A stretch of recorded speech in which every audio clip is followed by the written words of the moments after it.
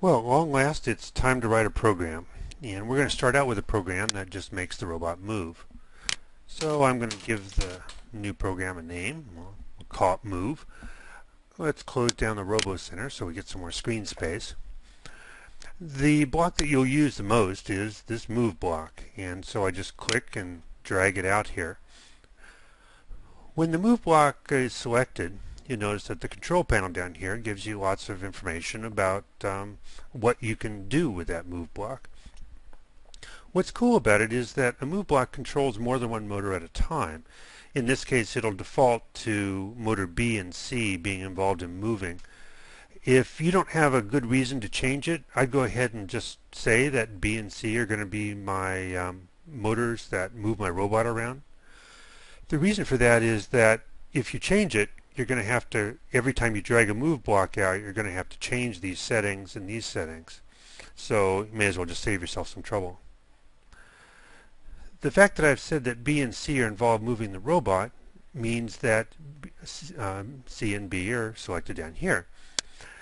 If you can just say that motor C is always going to be on the left-hand side of your robot and motor B is always going to be on the right-hand side of your robot. That's left and right hand as if you were sitting inside the robot as a little tiny Lego person. The wheel on your left is going to be the wheel that we're talking about over here. Again, if you change these, you're going to have to change it every single time you drag a move block out, so it's better just to plug them in this way. The direction of the robot's movement is controlled here, and it thinks that it's going to be defaulting into going forward, and that may be the case in your robot, but it really kind of depends on the direction that the axle's turning on the motor. So I'll bring up the help and I'll show you what I mean.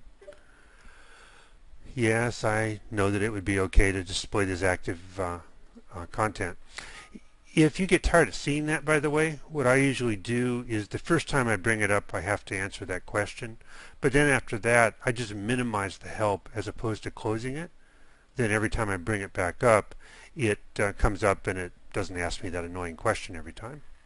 Anyway, back to what we were doing. So here we have help on the move block.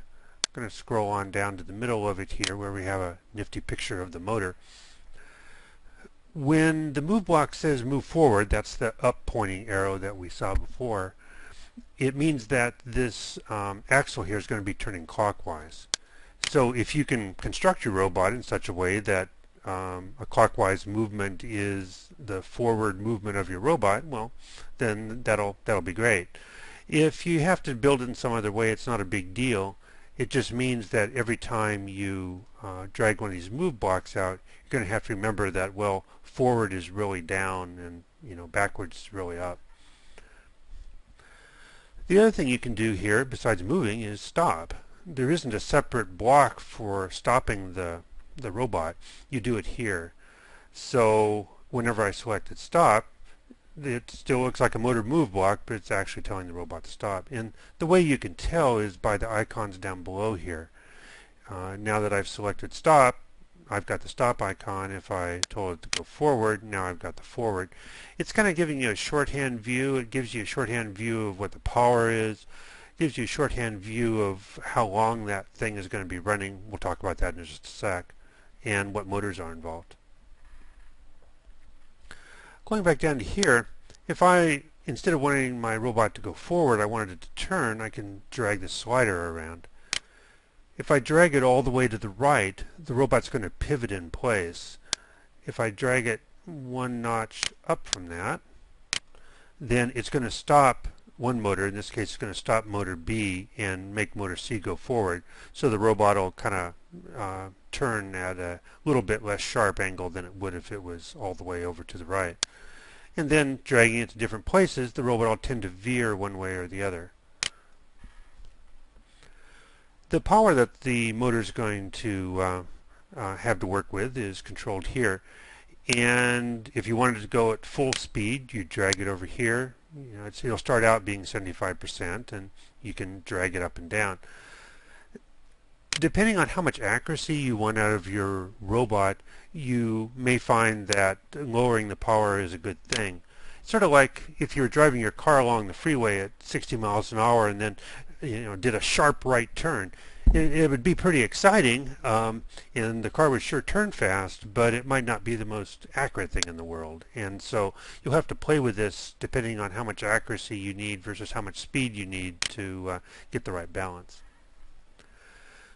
The other cool thing about the move block is it also lets you get an indication of how far the robot's going to move before it goes on to the next block here.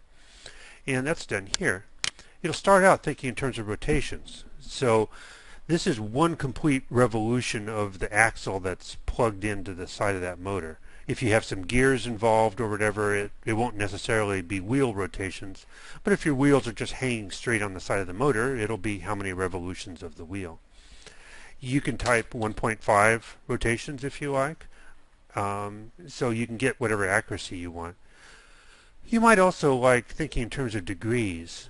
In this case, 1.5 revolutions would be 540 degrees. This number can be as big as you need it to be, and so some people just like to just think in terms of degrees all the time and say, well, I'm going to move 3,024 degrees, and that tells them how far the robot's going to go to a pretty high degree of accuracy. You can also think in terms of time. It will default to its best guess of how long that's going to be. Depending on the load on your robot's motor and such, that may not be the most accurate thing here. Usually for like a first Lego League competition and such, you would think in terms of rotations or degrees and not in terms of time. The reason for that is what happens if your battery's a little bit less charged one time or another. If you were thinking in terms of time, well, it's going to travel a little bit less far on your mat, and that's usually not what you want. However, time is a really good way to indicate how far a motor should turn. If there's a chance that the robot might get hung up doing something, like let's say you were pushing something around on a first Lego League course and it ran into the wall. Well, if you were waiting for a certain number of rotations, then those rotations may never come because the wheels are jammed on the surface and they're not turning, and that could be kind of embarrassing. So in those cases, thinking in terms of time is a good idea because it's going to push as hard as it can push given the power level that you set for this much time, and then it's going to stop and go on to the next block on your program.